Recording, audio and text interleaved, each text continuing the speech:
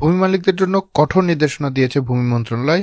যাদের যে ধরনের জমি আছে না কেন তারা খুবই মনোযোগ সহকারে ভিডিওটা দেখবেন।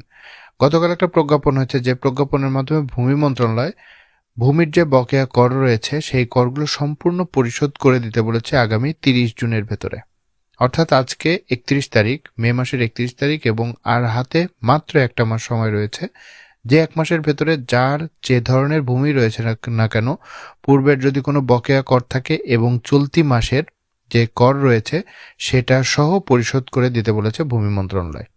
তা আপনি যদি ভূমি মন্ত্রণালয়ের নির্দেশনা মেনে পরিশোধ করেন তাহলে তো ভালো, কিন্তু যদি পরিশোধ না করেন তাহলে কিন্তু আপনাকে সমস্যায় পড়তে হবে, এমনকি মালিকানাও হারিয়ে যায় অনেকের ক্ষেত্রে।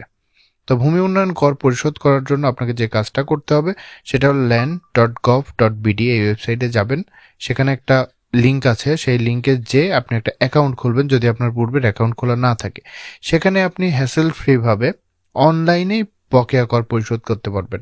বিকাশ, নগদ অর্থাৎ মোবাইল ব্যাংকিং এর মাধ্যমে অথবা কার্ডের মাধ্যমে আপনি পরিশোধ করে দিতে পারবেন।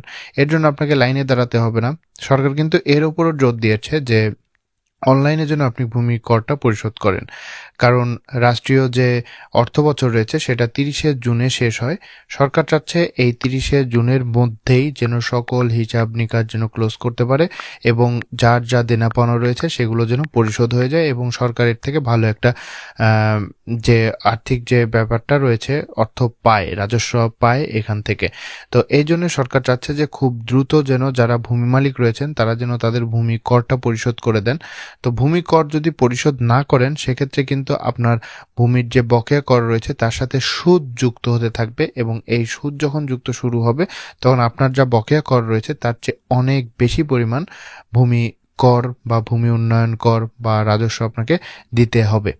তাই যারা এখনো ভূমি উন্নয়ন কর দেননি তারা খুব দ্রুত অনলাইনে, লিঙ্ক দেওয়া আছে এটা, এই যে আপনার ডিসপ্লেতে যে লিঙ্কটা দেখতে পাচ্ছেন সেই লিঙ্কে যে যদি আইডি না থাকে অ্যাকাউন্ট খুলে আপনারা নতুন একটা অ্যাকাউন্ট খুলে সেখানে ভূমি উন্নয়ন কর খুব সহজেই পরিশোধ করতে পারবেন।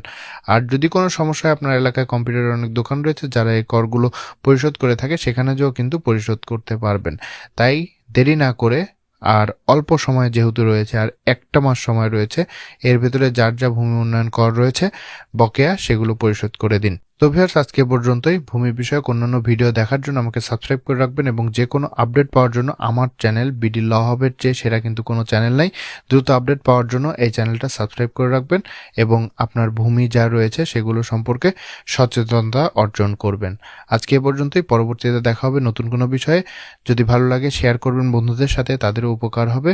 পরবর্তীতে নতুন কোনো বিষয় নিয়ে দেখা হবে। সে পর্যন্ত ভালো থাকুন, সুস্থ থাকুন এবং সচেতন থাকুন আপনার অধিকার সম্পর্কে।